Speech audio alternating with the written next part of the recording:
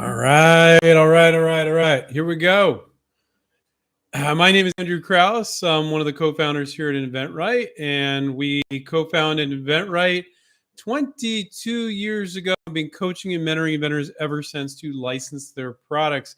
I see we already got some questions here, so it always takes a little while for people to file in. So I'm going to go ahead and answer these questions since you guys got them in early. But before we get going, I'd like to say at the top of the hour, big benefit of licensing is what we guide you to do here at InventRight. You don't need to raise money. It's their money. You don't need a workforce. It's their workforce. Sales, marketing, manufacturing, advertising. Got tons of employees at the company you're going to license to. You're going to do that for you. And you don't need distribution. Maybe they're in 30,000 stores. Retailers really don't like dealing with one product, one SKU companies.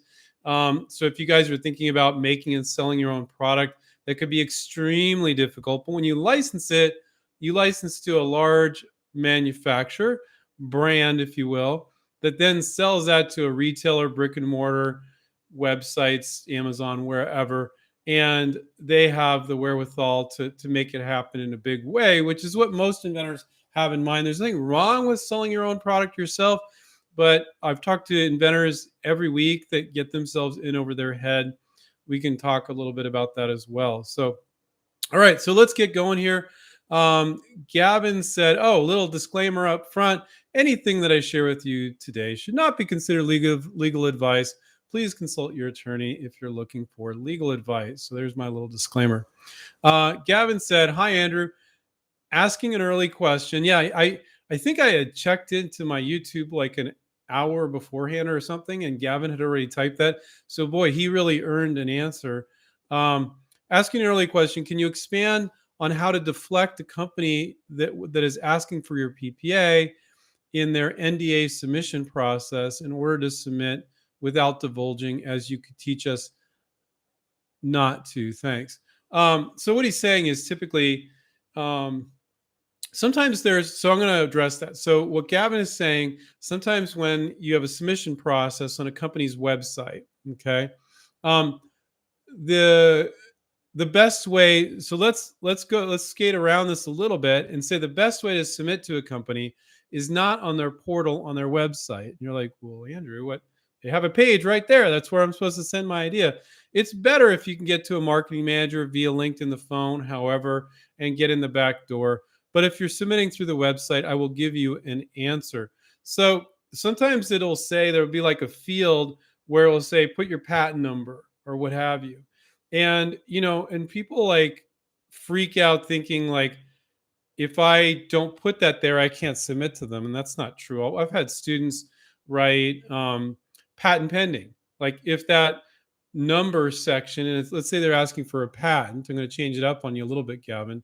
And they're asking for a patent number. If you write patent pending and it takes it, great.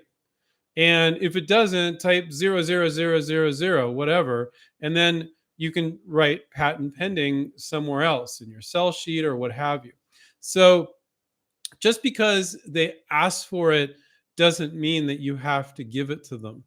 Now, because sometimes they're just, it's just another field in the form. Now, if the form says we absolutely positively will not accept any inventions unless the patent is issued, well, then that's a red flag anyway. Any company that expects you to have an issued patent to submit to them is archaic and probably not a company you should be submitting to anyway.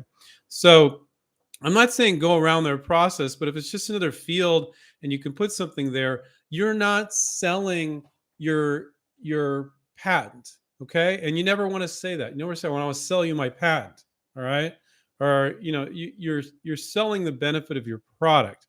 So you want them to see your marketing piece so they can see the benefit of your product. A patent or a provisional patent does none of that. It's a sketch. It's some words. It's not a marketing piece. It's not what they need to figure out if they want to license your product and sell it and pay you a royalty, right? So if it was just a form for me, I'm not telling you guys what to do, and it said like, put your patent number here, and I get inventors like freaking out like, oh, I don't have a patent number, so I can't submit to them. I'm like, just write patent pending, because you can legally say patent pending. if you are have a provisional patent application. You don't have to say provisional patent pending, but let's say it doesn't accept letters into that field. Well, then type 0000. I mean, but only if it equivocally states like, no, we don't want to get anything that is not an issued patent, which is very rare. Um, so what Gavin's saying is I want to submit to them on their form on their website. So another way to get around that, Gavin, is just to submit using LinkedIn, utilizing LinkedIn, and ask permission first. And they're like, send it on over, and they're not asking you for your provisional patent or patent number or anything else. Um, so yeah, I just don't think that it's like you're dating, right? And then that's like a second or third date, right? Or fourth date showing him your provisional patent. That's not appropriate to ask for that up front, if you ask me. So try to get in a different window if you can't, or a different door, or underneath the basement, or however you can get in. Um, if they're insisting on that. But again, when inventors I look at the form and they're like, oh, well, just put 0000 for the patent number, or write patent pending. You're not lying. And then let them see the sell sheet. So next question is from Caleb. Hi, Andrew. After receiving a no from companies that would allow my tool idea submission, what are your thoughts on? It's interesting you use allow, and I understand why. What are your thoughts on a small scale venture with no patent, or do I put the idea on the back burner? So, first off, uh, tool companies are a trip. There's this chart that I have that, or I think our head manager, I think he was the head coach of inventRight. He shared that with me first, and it's been around for a while. And it's a flow chart showing all the different hardware companies.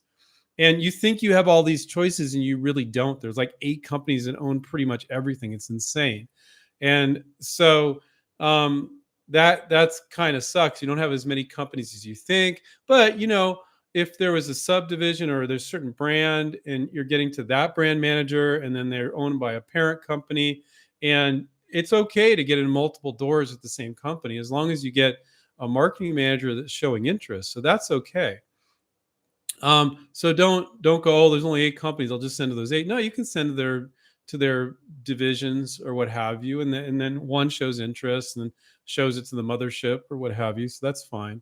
Um, so my guess is, if you only went in the doors that had, Caleb, that had something on their site saying we receive ideas from inventors.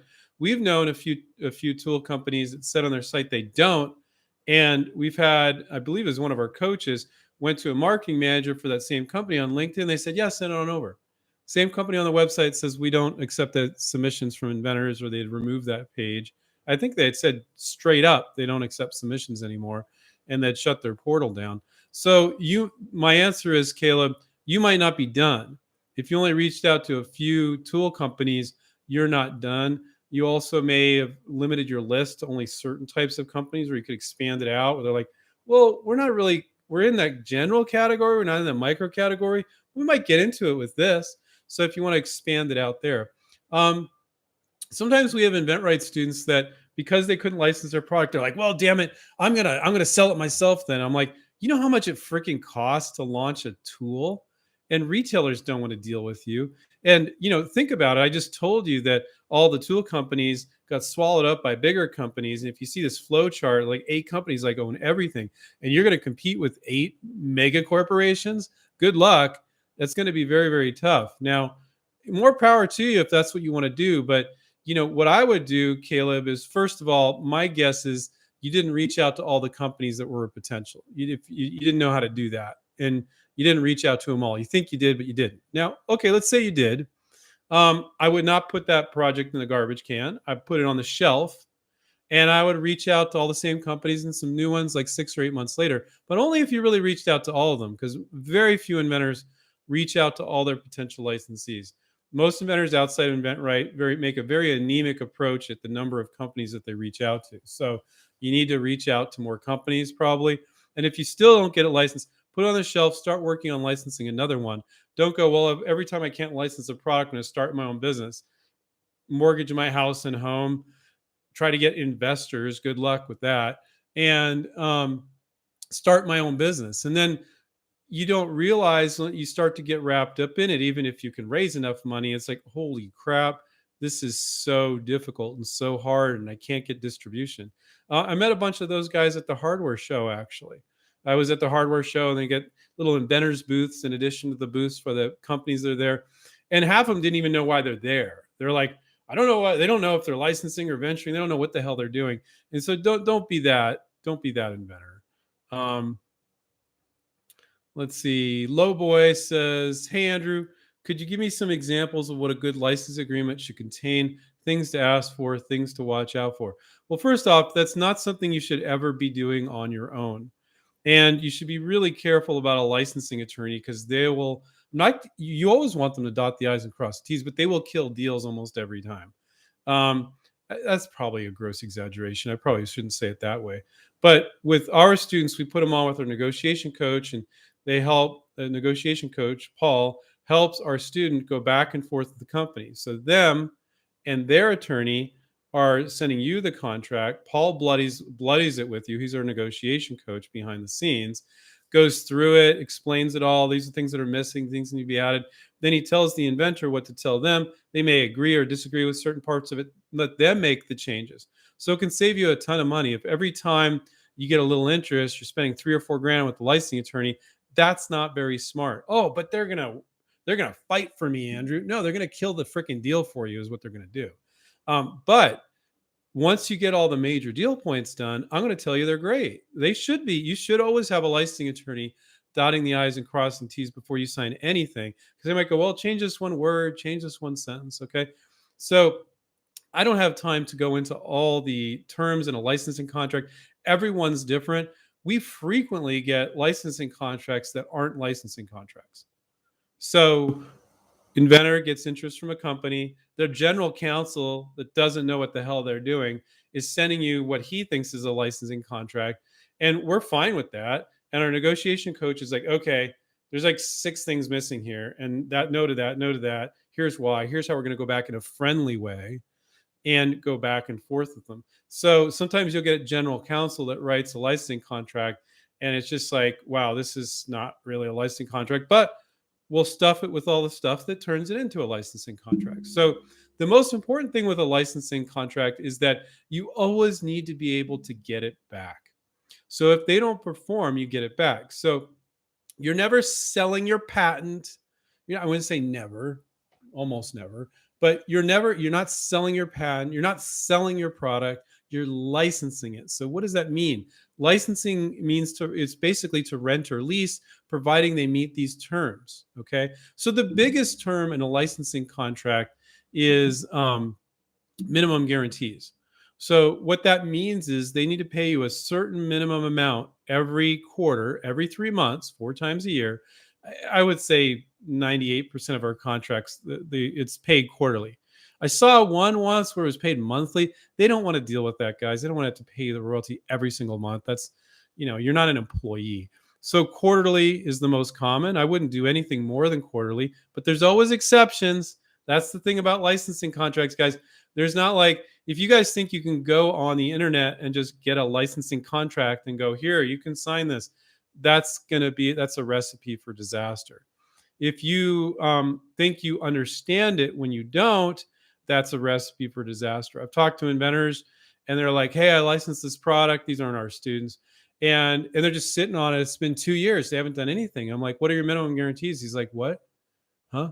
I'm like, well, you went back and forth with the contract. No, I just signed the contract they gave me. I'm like, I've never seen a contract ever in 22 years we've been doing inventRight where it was good enough to sign right up front. It doesn't mean they're trying to screw you or whatever. They're trying to get a little better deal for themselves, or it's not bad. It's just missing really important things. And so, maybe it's a company, or maybe it's a company that has done 15 deals and they have their standard contract, but we're like, there's this one company that I know of that had many of our students help them with them. And every time we're changing like 30% of the contract easy. And every time with it, they're okay with it. So, it's so the most important thing, low boy, is that you need to make sure if they don't perform, you get it back. And those can be based on minimum guarantees most of the time. And what is a minimum guarantee? So, let's say the royalties for this, let's say it's a really big idea, okay? And, you're looking at what kind of dollar sales they can do. They're honest with you about that. And you're going to be earning $200,000 a year in royalties. We're over 5 years, that's $1 million, okay? But are you going to ask for that in the way of minimum guarantees? No, you might make the minimum guarantee $10,000, $20,000.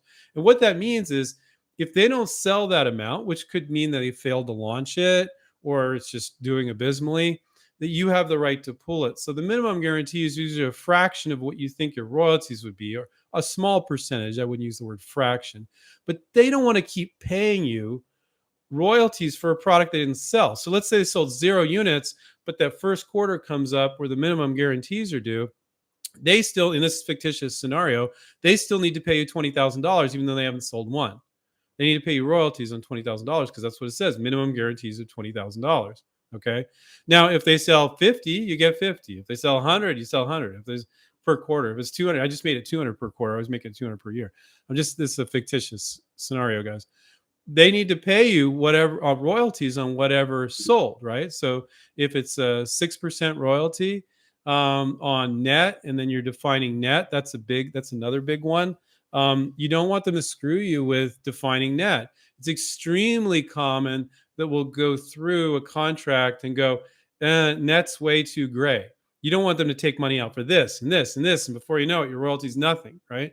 So net has to be very, very thoroughly defined. So I'm going to tell you guys, you low boy and everybody else here, that the two most important things for the licensing agreement, just there's a ton of other stuff where you don't include those, you're going to screw yourself. But there's minimum guarantees and defining net. Those are two very important things. There's a ton of other stuff that you need to go into as well. But just realize what a licensing agreement is I'm not selling you my idea, but I'm renting it to you. You can keep selling it for as long as you like, providing you meet these criteria, right? And every contract is different and the terms are different. And it's not uncommon that we'll have a student that the company is arguing with them on a certain point, and Paul looks at it and says, "Oh, they're arguing over that. We'll present it like this." And the student's like, "Isn't that kind of the same thing?" And he's like, "Yeah, but I've seen it work many times." So you present it to them in different words, and it's the same result. And they're like, "Yeah, we're fine with that." So the other thing that I'll say is that it's amazing. These are big companies, but they're people just like you and me. And they maybe, I don't know, they're getting emotional or they're not really analyzing it. And they're like, "Oh, yeah, that's fine." And it's like, that was the same freaking thing, dude. And we see that sometimes. But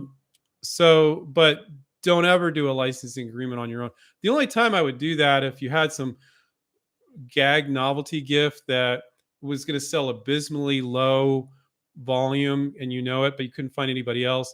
And I'm still advising you not to do it. And it's with a mom and pop company, and you're like, "Oh, geez, I'm only going to earn like $3,000 on this thing per year at most," And then you're like, then you could do something. But I would always recommend, we always recommend our students have a licensing attorney review the contract for an hour or two after our negotiation coach helps them go back and forth with the company in a friendly way, not an adversarial way like licensing attorneys do. They get very adversarial. And the more they nitpick the deal to death, the more billable hours they get out of you. And then you're left with a $3,000-$4,000 bill and a dead deal. How many times are you going to do that?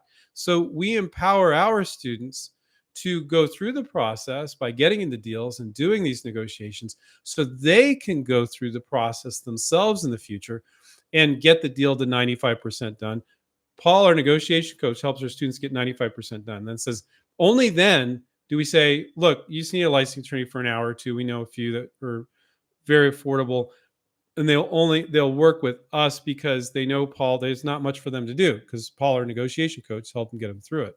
So, but once you get enough experience, you can do that, but not the first time around, guys. That's just dangerous.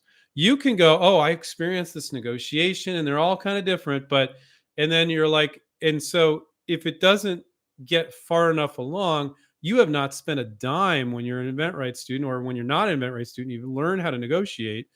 And you're only reaching out to the attorney because people, just because you feel like it's getting legal and you're getting a contract, doesn't mean you can't negotiate the business terms and the way you're getting paid and the way things are accounted for. And once you know all those terms, you can go back and forth with them. But it's not just knowing the terms, it's knowing the flow, the deal flow. Like, well, I'm going to hit them over the head with these 10 things. Now you hit them over the head with the 3 things that they'll typically say yes to. This is just a fictitious scenario. And then you're going to hit them up with these other things. And there's like a flow for these negotiations. So also don't think you could just know the terms and then just start spewing out the terms. You need to know how to make it flow with the company, you know.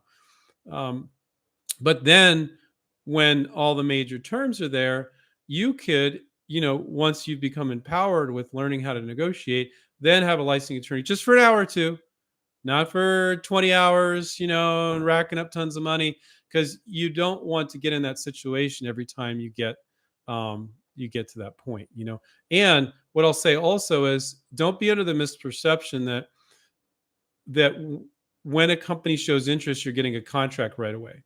It could be weeks. It's normally months, a month or two. They need to get quotes overseas. They need to talk about different issues. They need to have discussions with you. And then you get the contract. It's not like you get interest. They're like, oh, here's our contract. No, it does happen sometimes. They're like, oh, we do licensing all the time. Here's our contract. Well, but then you still need to kind of go back and go use that as a negotiation points and negotiate all those points.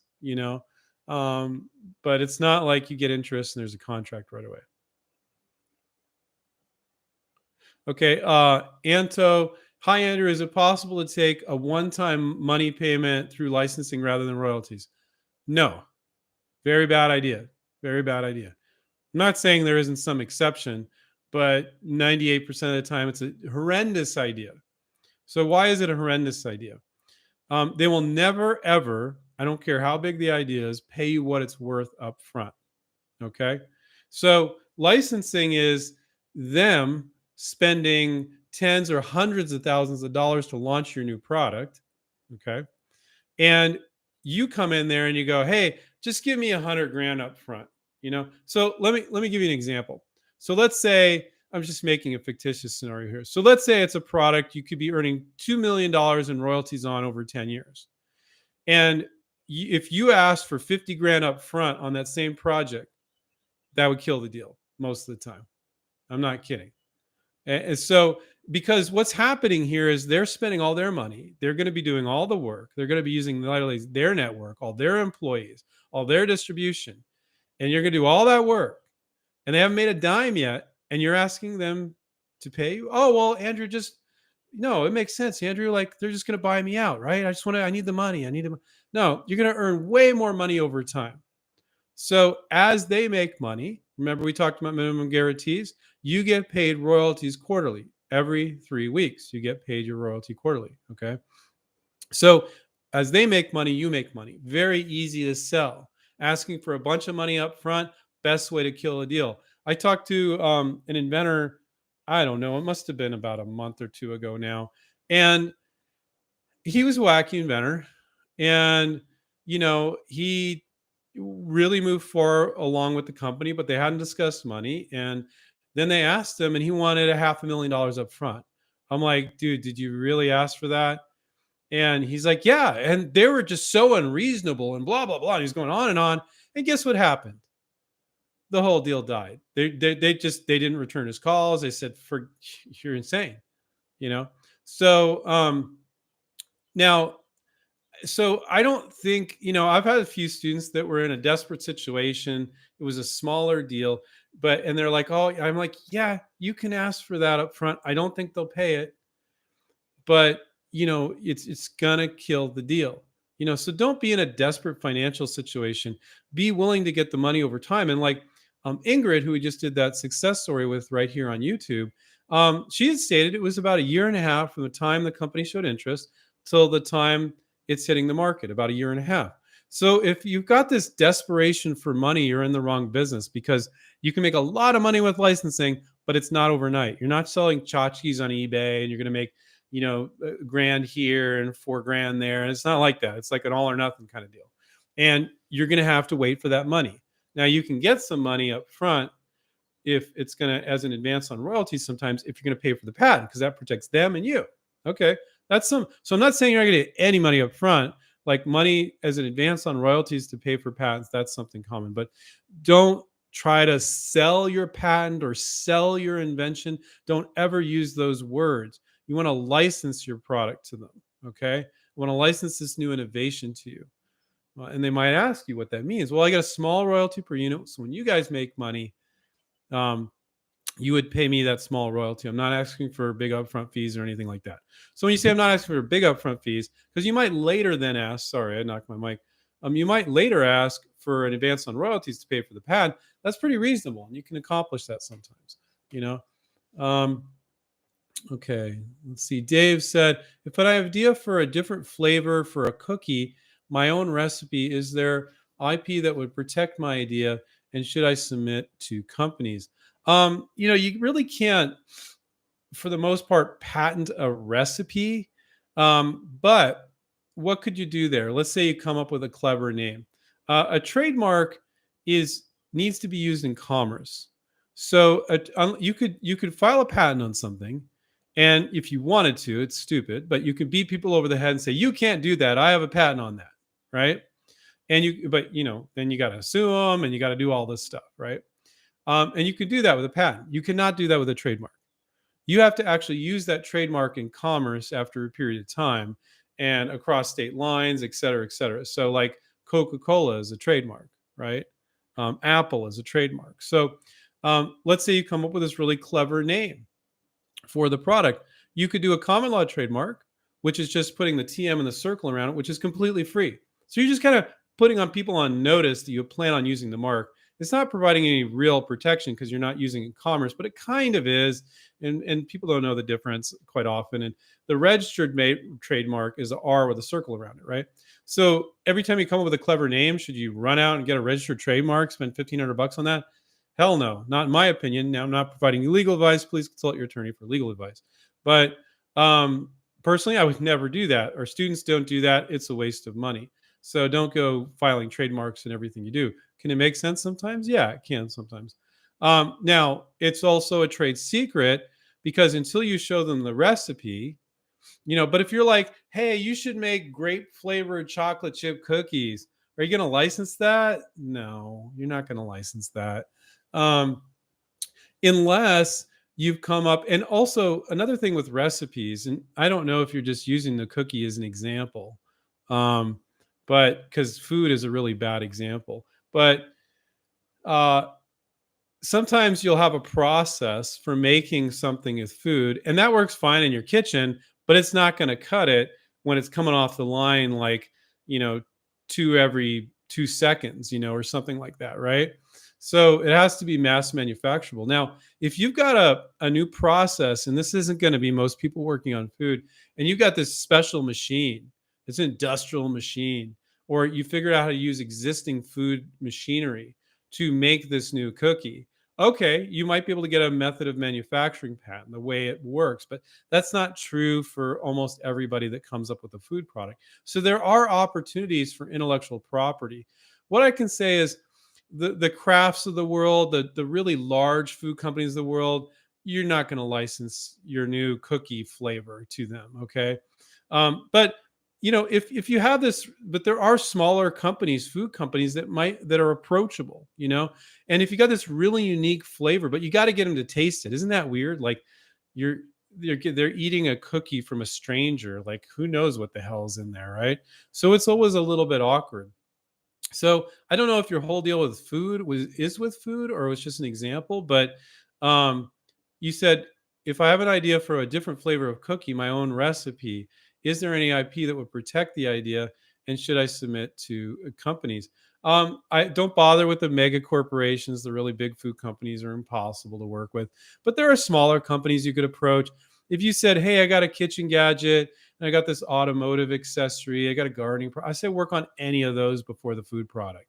Um, but you can license food products. It's difficult. For the most part, you're keeping a trade secret. So you're not going to share what the recipe is. So you can send it to them. Could they backward engineer what the ingredients are? But if you're like, hey, I just put this grape flavoring in here. That's not very innovative. But if it tastes like amazing, it's got this amazing mouthfeel and stuff. Yeah, you could send them a cookie, keep it a trade secret, just means that they don't know what's in there. They don't know the exact recipe. And when they're intrigued, you could do a licensing deal under a trade secret. So you could totally do that. Is it going to be harder than a physical consumer product? Yeah, it definitely is. It definitely is. Is it impossible? No, no, it's not. Um, okay. God, I can't even see the name here. You put your first name, guys, if you can. CMLKM is their handle. Hi, Andrew. So can I just put everything that I would have in a sell sheet into my demo video instead and just use a video outreach to companies? Absolutely, you can. Absolutely. Make sure it's good. And so when you do a sell sheet video, sometimes I call it that. Um, it doesn't have to be what you think it is. Everything doesn't have to be moving. So you could have captions, or you can have narration, or you can have both. You can have moving, a movie. You can have it moving pictures, or you can have, boy, I sound like archaic there. You can have moving pictures, or you can have stationary pictures. So you could have a beautiful rendering of your product up there, and it could be stationary and somebody's talking. And then that's up for a few seconds, and then you show using it, and then it shows back to that, and you can cut away. So you could absolutely do that. Our students do that all the time. One of the benefits of having a coach is the coach will say, it's either right, oh no, just sell sheet's fine on this one. Or, hey, no, I'd do a sell sheet, and that's the main thing, but I would do a video too, which is going to illustrate this and this. That's a little harder to illustrate in the sell sheet, or just do a sell sheet. Just do a video. Sorry. So sell sheet or sell sheet and video, or just a video. We've done it all with our students. It really depends on the product, but absolutely you could just do a video and not a sell sheet. Absolutely, you could do that. Yeah. Barry said, have you ever assisted foreigners to bring products to the American market, Caribbean inventors? Yeah, we've had students in over 65 countries over 22 years. So absolutely. And what I'll say to all our foreign listeners, it's weird to call people foreigners, but is that companies don't care. They don't care if you're in the Caribbean. I was this one woman on a French Polynesian island. I think the population was 1,000 people. And then sometimes I get people that aren't foreigners, but they're like, I live in this little town in the Midwest, and there's only 150 people in the town, and nobody does anything here, and I don't think I can do this. And I'm like, they don't care. They don't know that. They don't care. They don't care if you're in the Caribbean, and you're in Florida, or you're in California, or in the Midwest, or you're in Asia, or you're in Europe, or you're on some deserted island. They don't care. They just want a good idea. So, and most of the time, Barry, you are going to be licensing to an American company, a Canadian company, or a European company, or an Asian company, or from some other company that's somewhere else, Australia or somewhere else, that is really big in the US. And I see that the same. So let's say it's an Asian, it's fairly unlikely, very hard to license in Asian cultures where they don't respect intellectual property and patents, right? But in the Caribbean, you're really limiting yourself there. You want to reach out. And so you might not understand all the retailers in the US. Well, go online. You can figure it out. You can look at the retailers and look at the companies. You can do all the same stuff. I've actually found students overseas do a better job with it than Americans do. Companies that sell at the retailers, that's who you license to. And hopefully, keep saying it's unstable. Hopefully you guys can hear me okay.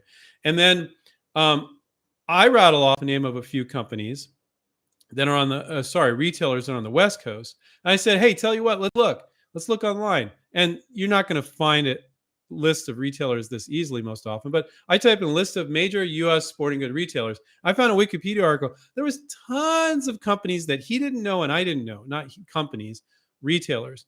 And so if you're missing those retailers, you're missing a ton of potential licensees that sell in those retailers.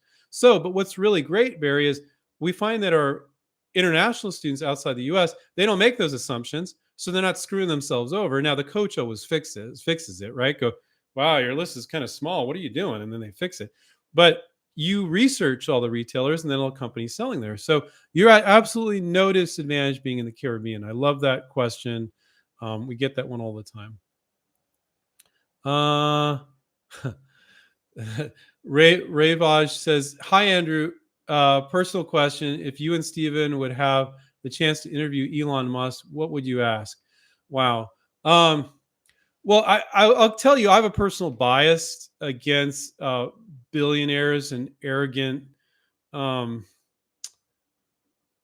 founders of companies like Steve Jobs or Jeff Bezos or things like that. I think there's way too much. Now, with that, I'm going to tell you, I do like Elon. I make an exception for him. I don't think I like everything about him, but I do. It's kind of hard not to like him for a few reasons I'll go into here. But so there's all this media like, oh yeah, like, do this like Steve Jobs or Jeff Bezos or whatever. I'm like, the rules that you play when you're a billionaire and you're working at that level are not the same rules that the average business owner needs to play by. And I think we're just fascinated with people that are so filthy rich and so successful. And like Steve Jobs is a jerk. He treated people very poorly. I wouldn't recommend anybody do that. I mean, I haven't read his biography or book or whatever, but I've read quite a bit about him, and I wouldn't want to hang out with the dude in a million years. Wouldn't want to hang out with Jeff Bezos. Now, Elon Musk is very different. He's arrogant too, just like all these other billionaires in his own way. But he's an intellectual. I just respect that. He analyzes things. He thinks outside the box. But my God, do I need to see another story about Elon Musk? It's just Elon Musk. And I think Americans were just fascinated with these filthy rich people, and we think about it and fantasize about it and all that. But what about that guy that made a couple million bucks or 10 million bucks or something? I think there's something more to be learned from that dude than from Elon Musk or from Jeff Bezos or from Steve Jobs for us. Okay. I don't think the lessons they're teaching are quite often the right lessons for people like us. And you need to learn how to be a millionaire and a 10 millionaire, if you want to call it that, before you can be a billionaire. And the rules they were playing when things were smaller were different as well. So, but out of all the billionaires, the only one that I would want to interview is Elon Musk, because I do have a lot of respect for him with everything that I said. So I don't know what I would ask him. Um, probably something about licensing, I guess. I would ask him something about licensing. His take on licensing, because I think he gets the same BS questions all the time, and he's probably tired of that. So I'd probably try to throw him a curveball, and he seems so wicked smart. I don't think he have any problem answering it. But yeah, I don't know specifically. I don't think that one's going to happen unless I try to make it happen, and I don't really care that much to make it happen. Yeah, if you want to do something and you put your mind to it, you can do it. Um, my 2 cents is their handle says, my coach says I would have a video for my toy idea. What's the average for a new student to spend on their first product video? A lot of our students spend zero. They shoot it with their iPhone. You know, you always want to shoot it sideways. One mistake people make is they try to shoot this way. Always try to shoot sideways, but don't try. Do shoot it sideways. But a lot of our students just film it with their iPhone now.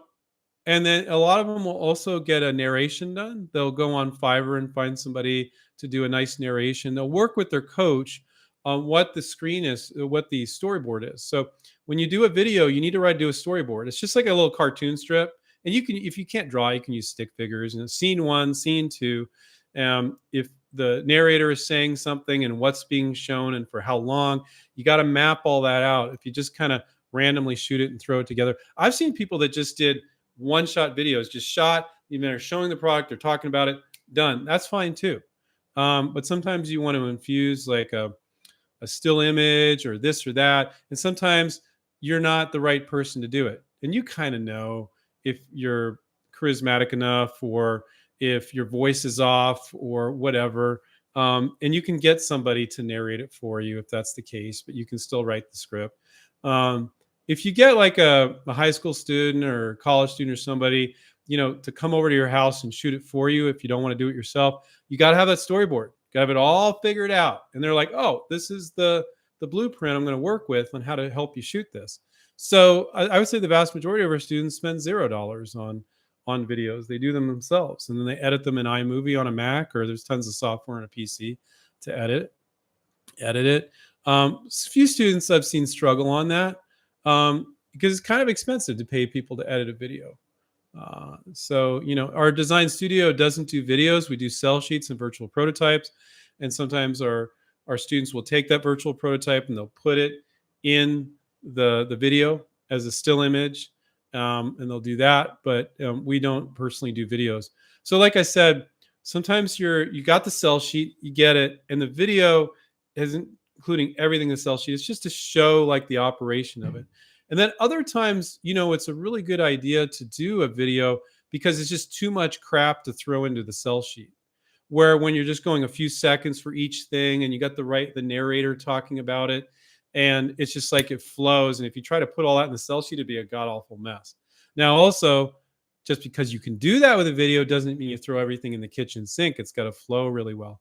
So our coaches will help our students with the storyboard, with the sell sheet, with the narration, everything, but we don't actually do the video. Most of our students just shoot it on their smartphone, you know.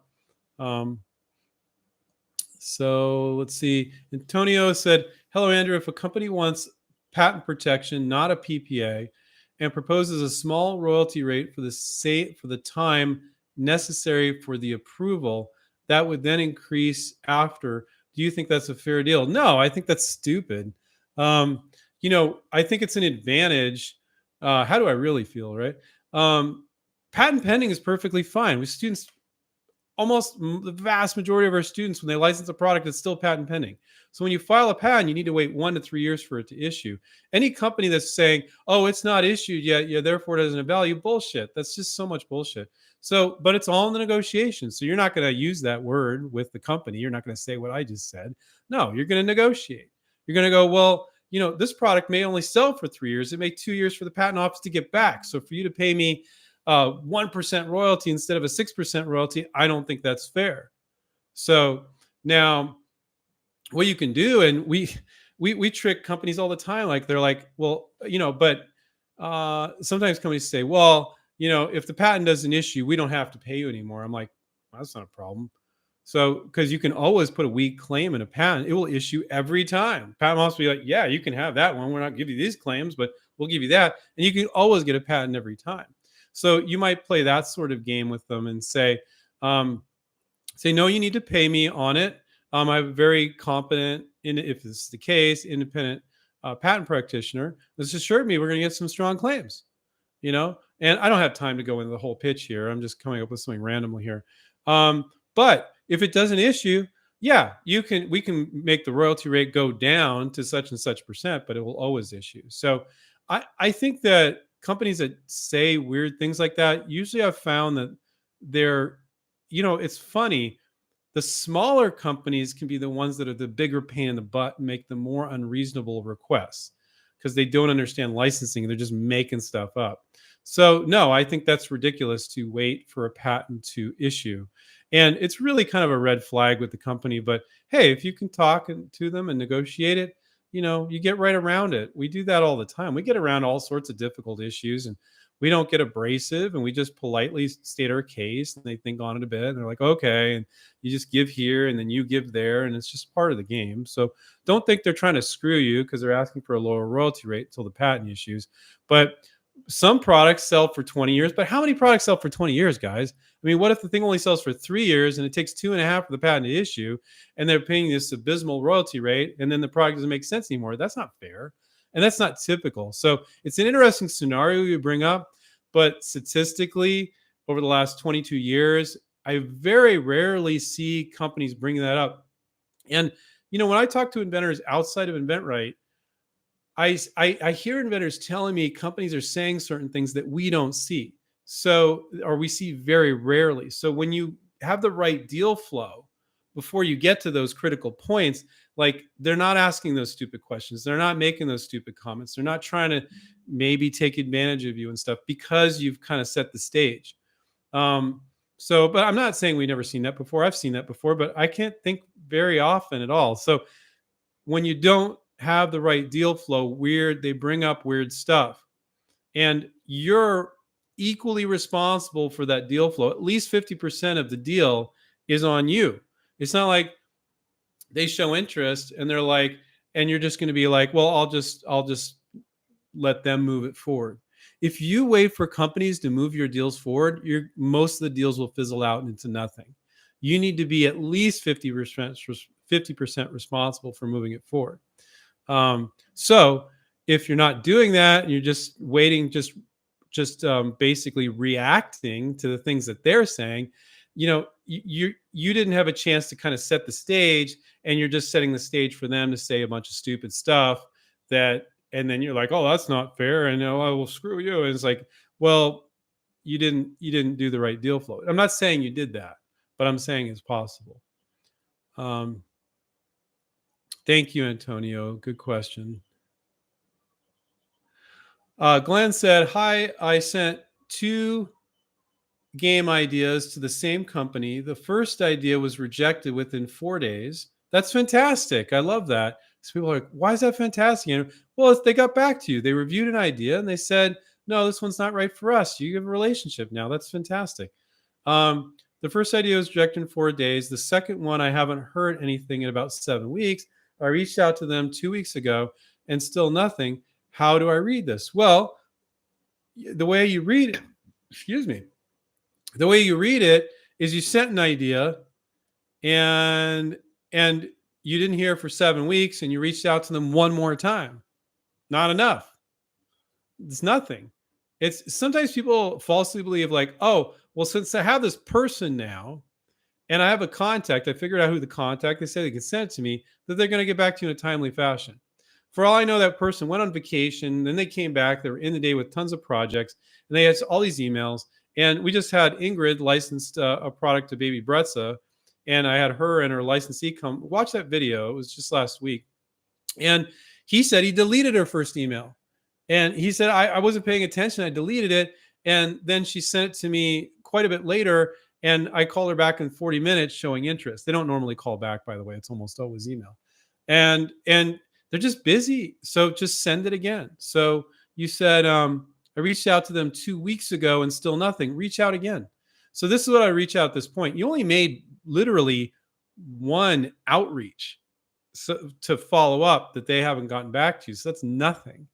But I would reach out again and say, just following up with you. And you want to have that prior email, the whole chain attached, the sell sheet attached or video, whatever you had, and the whole email chain. And then you send it to again and say, just following up with you, Bob, or whatever his name is. If this product's not right for you, just simply reply, not a right match, but it's been in your inbox for about 8 weeks and totally okay. If you're not, well, don't ramble on. Just say, I know you're really busy. Take a quick look at the sell sheet, 5-second look at the sell sheet. If it's not a right match, just reply, not a right match. I'm a professional inventor. I'm fine with that. Okay. And say that, and it'll be like, damn, okay, I want to get more ideas from this guy. He's easy. So, and some people at companies, their way of saying no is just to not respond. But tons of them, that's not their way of saying no. They're just busy. They didn't freaking look at it. They got too many emails, or they looked at it and they didn't want to give you an inkling they were interested. They're thinking on it a bit. You never know. Okay. Sorry, I got some allergies, so my nose is really itchy. Max said, hey, my invention is a new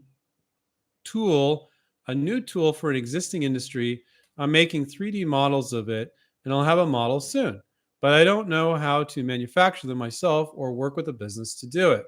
Okay, so when you're licensing, so for instance, I'll use Ingrid's example. If you watch that video, now her product might be a little simpler than a tool. It's just like a little glove you put on one thumb to wipe diaper cream on a baby's butt. So you put that little glove on your thumb, you put the diaper cream on there, you wipe the baby's butt, and you just throw it away. Okay, so what was Ingrid's prototype?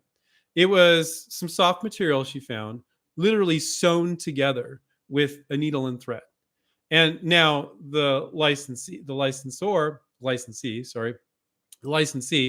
the licensor, the company's the licensee. They figured out how to heat seal it. And they need to do some research. I think they had some experience with heat sealing, but not much. But they looked into it and they figured it out. She had no freaking idea how to heat seal it. So if you're fairly certain, Max, that they can do it, but you're having a hard time doing it, well, that's fine. Now, if it's a tool, maybe you want something to show to them, like a lot of our students, they have nothing. They just do a virtual prototype, right? because what you're selling is the benefit of your idea, not your prototype. And Ingrid, she sewed something together. She just took two pieces and she sewed it together, the little finger glove. Um, and she was fine. So maybe you create a version that's not just like it would be, but you can tell them how it would be, and it's literally duct taped together, and you show it working, and they're like, whoa, that's cool, I like the benefit. So you're not selling your prototype. But if you're like, oh, hey, and I always give this example, hey, you should make a robot that jumps up on your roof and shingles a house so people don't need to sweat or fall off the roof, don't need to worry about workman's comp and all that stuff. um, and then they're like, well, how do we do that? And you're like, I don't know, but you should do it. Okay, that's wacky inventor territory. But if you're like, you can't figure out certain aspects of this tool, or it's like an existing tool and you kind of just know your change, but you don't know how they made the existing tool, that's fine. So sell it in a sell sheet or a video, and and but I can't comment without knowing your particular product, So, but don't go out. I talked to a guy the other day. He was going to spend 10 grand on a prototype. I'm like, you don't need a prototype at all for this product. I can't disclose what the product is. I'm like, are you kidding me? Oh my God, don't do that. He's like, oh, thank you. You saved me, Andrew. And then I save people from wanting to spend 10 grand on a patent too. It's always like, usually a prototype's not 10 grand. The patent sometimes is. But you don't need to spend that money on either of those things, guys. You really don't. You get a provisional patent and you hack something together, or you just do a virtual prototype. But sometimes you need to kind of like, you're like, oh, I don't even know how that would work. But if you're fairly certain it would work and you could tell them, that's good enough. Okay. They're not going to run for the hills. And if they're like, hey, well, let's work together to figure this out, great. And if they're like, we really like it, but you need to figure this out, we don't have time for this. Well, great. At least you got some interest now. So maybe now you could spend a little bit of money and try to figure it out, or just kind of answer the questions. I've had a lot of students that do that. And they're like, oh, yeah, they were like saying you need to make a prototype, and the inventor's like, well, what do you want exactly? Well, we're concerned about this. Well, you just do it like this, and they're like, oh, yeah, that's good enough. And they just want to get some quotes overseas or something to make sure it can be manufacturable, and that was enough. Where the inventor was ready to spend a ton of money. So very, very important there.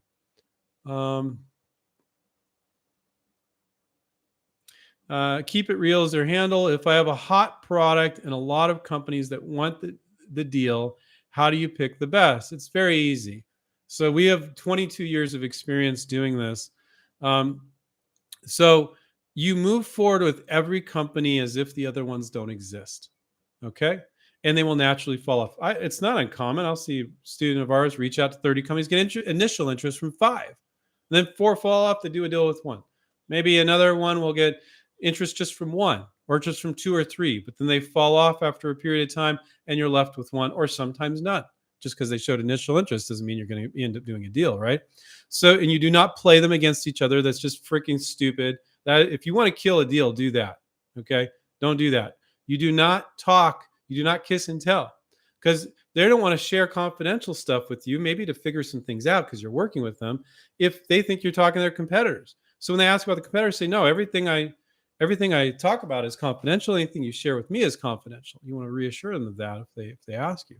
So, but they naturally fall off. It's rare that we have a student in the final stages, or in a negotiation, even at a contract stage, with multiple companies. It's very rare. I think you could be at initial contract stage.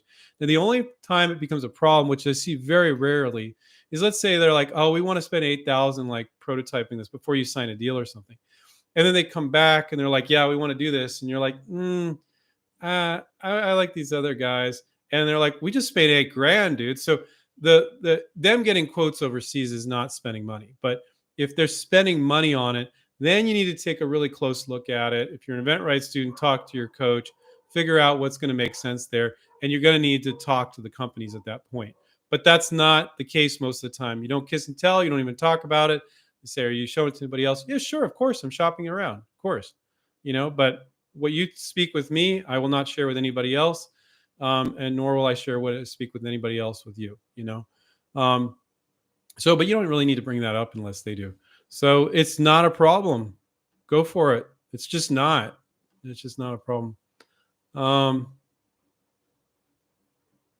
Let's see. I lost my place here. Let's see. I'm going to try to find somebody I didn't answer from. Okay. Uh, okay.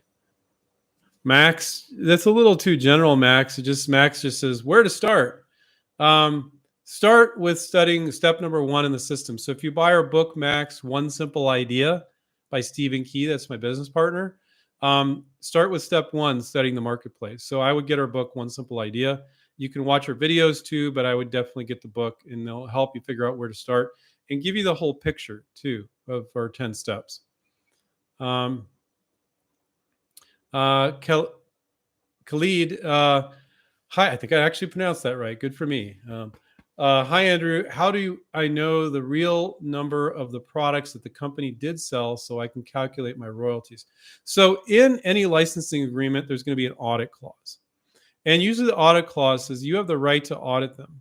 And if they're off by more than 5%, they need to pay for the audit, or you can make whatever arbitrary figure you want. And if they're off less than 5%, then you need to pay for the audit. It's it's not good to call them out on that, but you always want it in a licensing contract. So you can talk to their salespeople. You can see the stores they're in.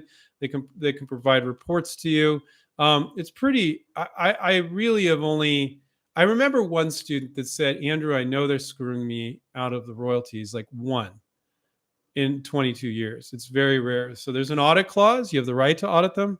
Do you want to do that? No, I would talk to their salespeople. I would kind of look around, get a feel for it. Going, yeah, that feels right. You know, and they'll share with you. Oh, yeah, that's a hot seller. And you can see the stores that it's in. If it's not turning over one unit per week per store, it's going to be pulled from the store anyway. So you kind of can get an idea of the minimum amounts that they're selling there. And then you just a little bit of trust too. But if you really don't trust them and things go really south, you can audit. But not something I would say be very careful about doing that. But if they're really screwing you, I mean, hey, but I just don't see it happening. That's the thing. Uh, Question from Chris in Los Angeles: if the company requests my PPA to be sent with my sell sheet, should I send the PPA? No, you shouldn't. We had that earlier in the hour. Just send them the sell sheet. Hey, I'll be happy to get an intellectual property later, but at this time, I just want to see if you're interested in the benefits of the product. And say that with confidence. Say it via email. Say it on the phone. I don't care. But up front, don't send them your PPA. Just say I just want to see if I'd be happy to get in the intellectual. You sound smart, right? I'd be happy to get in the intellectual property later. But I have patent pending status. I'd just prefer to send you the marketing piece now to see if you're interested in the benefits of the product. And then if you are, we can talk about the intellectual property. That's how I'd handle it.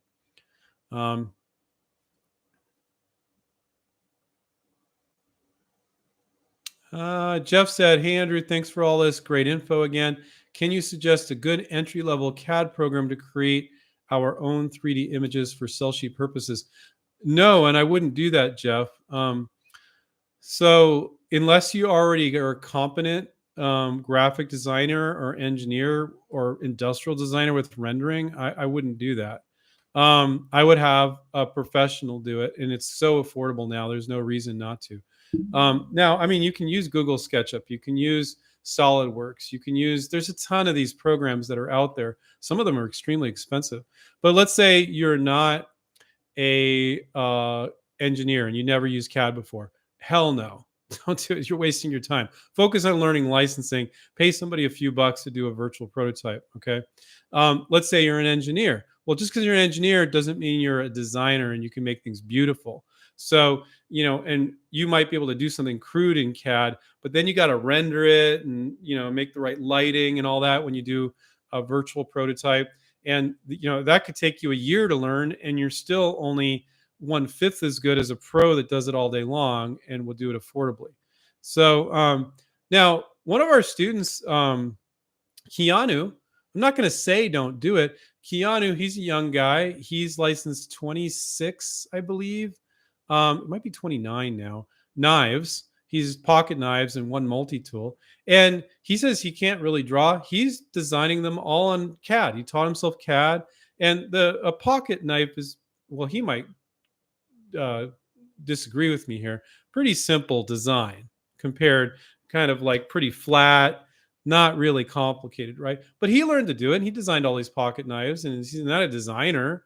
And I don't think he really used CAD before that, and it worked for him. So I'm not going to say nobody should ever do it, but you can really get caught in the weeds with learning a CAD program. And to me, inventors shouldn't be doing their own sell sheets either. You should do the bones of it with when you have a coach, you figure out what the picture is, benefit statement, bullet points. But should you do your own graphic design, try to drag all that stuff in Word, and that's what you send a company? Hell no. Like, graphic designers work so cheap now. There's no reason not to make it look professional. You should be not, unless you're a professional graphic designer or professional industrial designer. You should be not be doing your own virtual prototypes. You should be doing your crude version of the sell sheet, but then say to a designer, make it pretty. So, but I just told you a story of Keanu. He's designing all his pocket knives. He's licensing tons of products. Those to 9 different companies. He's kicking butt. He's kicking so much butt. We made him a coach. Now he's an inventRight coach. He's in training right now. He should be coaching our students pretty soon. So, I would do some research. I'm not an expert at that. I don't know all the latest ones right now. Um, so I'm not gonna say never, but I'm gonna say most of the time, really analyze if it's a good idea. Uh, Anto said, "Thanks, Andrew, for giving me great advice." So I think now would be the time to say, guys, if you guys could do me a solid and subscribe down below, click on the subscribe button, click on the notification button, watch a bunch of our videos. We'd love to get to 60,000 subscribers. I haven't even checked recently. I don't know where we're at. I'm totally guessing. If anyone wants to type in, I think we're at 57,000 or so. I'd love to get to 60,000 really soon. I'd love to get to 80,000. But if you really appreciate all the great advice, I'm answering your guys' specific questions. I can never get to them all. I answered them pretty much all in order. So if you want to really get your question answered, you can do like Gavin. He put it in the chat like an hour before. So you guys can do that. And I'll try to get to as many questions. But if you appreciated the help, please subscribe to the channel, click the notification button so you get notified when these are happening. And I want to remind you guys to take care and keep inventing. See you guys. Bye.